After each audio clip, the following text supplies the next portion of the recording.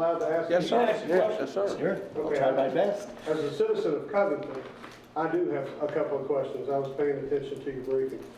You're correct about Mr. Dressler. Very, very fond of his love for this community.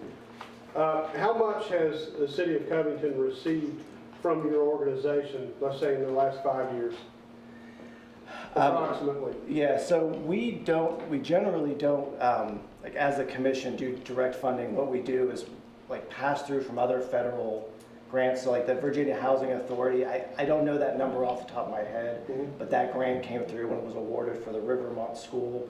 Okay. Yeah, I could, unfortunately, I don't have an exact number. What we could do, look at the value of the projects and other things that we have done on Covington's behalf and look at that number, but sorry, I don't have an exact number. So just that ties me into my next question. What have we received?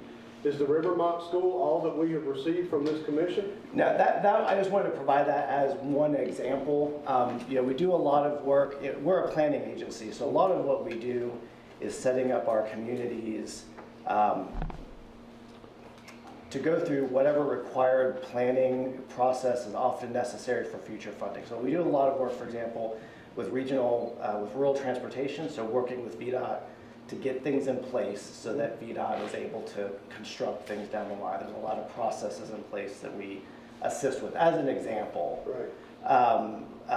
The economic development work that we do, that's a lot of times that's just facilitating, with, say, a federal agency, with EDA, to be able to make those connections to get projects funded.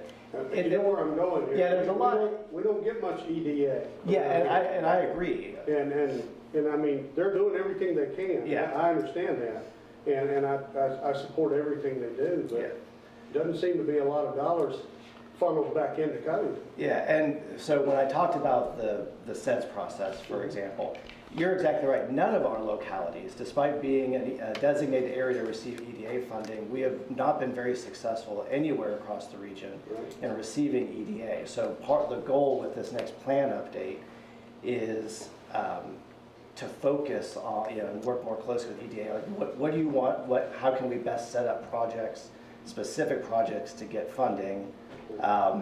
So it's driving that next update, which we hope will be more successful. So it might be better to offer some training on what to ask for. I mean, I'm sure Mr. Dressler knows exactly what to ask for.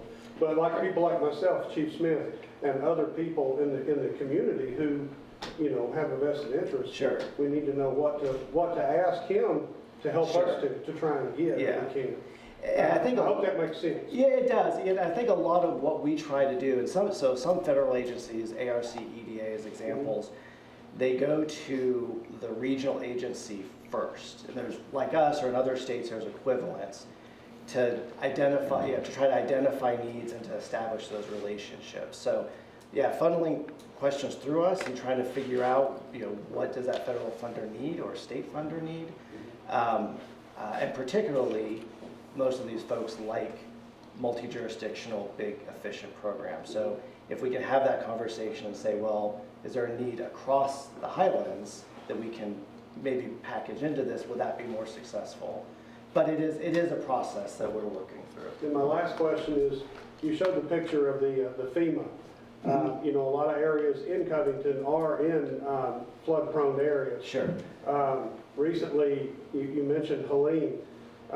If something like that were to happen in the city of Covington, would we be told that you can go ahead and file for your $750 from the federal government, or would we be entitled to the proper amount that people have insurance for and those who are underinsured? Correct. Yeah. So that's the sort of individual funding is different from the big infrastructure recovery. Right. So like this plan, for example, would be one of the things that say if a bridge got washed out, or a road got washed out from a river or something like that.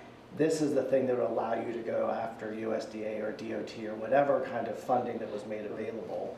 As one example, a lot of Southwest Virginia that got hit pretty bad with Helene, a bunch of money was made available to the Appalachian Regional Commission to try to rebuild that. So their planning districts were working with them to move that infrastructure funding into those communities. So that would be an example big infrastructure, something like that is where we would help, or at least get, to whatever extent we could make that process more efficient, facilitate that conversation with FEMA. I hope that's helpful. Thank you. Can I say something? Uh-huh. Hey, this is a question for council and ask you too.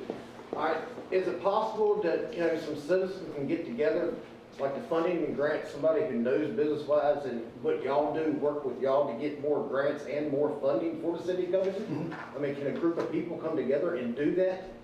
Do y'all have a problem with that? Is it possible? Like a citizens group. Yeah, like a citizen group. Even with help from y'all.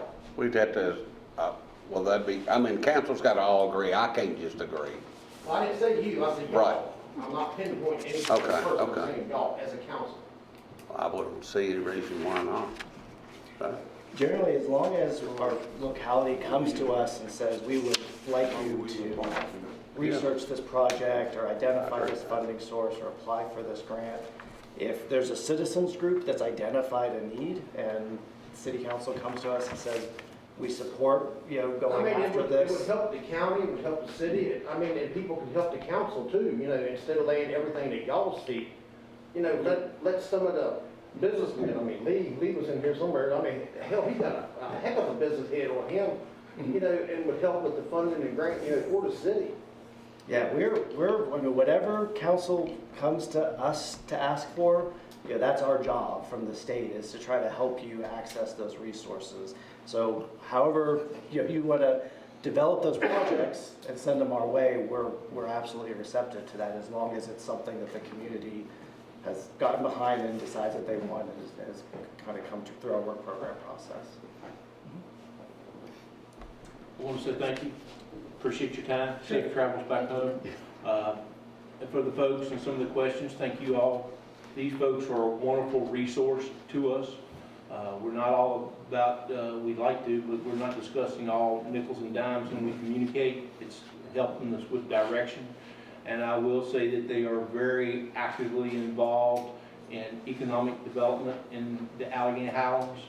For those that are not aware, we have a joint pad site, Covington in Alleghany County, a couple miles down the road, and these folks, along with the VEDP and some other folks in Richmond, are actively, I say actively, promoting the Highlands and our pad site. So we appreciate that.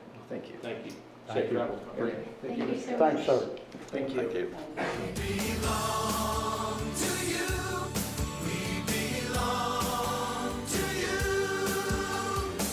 Want a car loan with a little get up and go? Our credit union offers quick loan approvals and great rates. Our loans get you on the road fast because we belong to you. Jackson River Community Credit Union. We belong to you. Online at jacksonrivcomcu.org. We're federally insured by NCUA. We're an equal housing lender.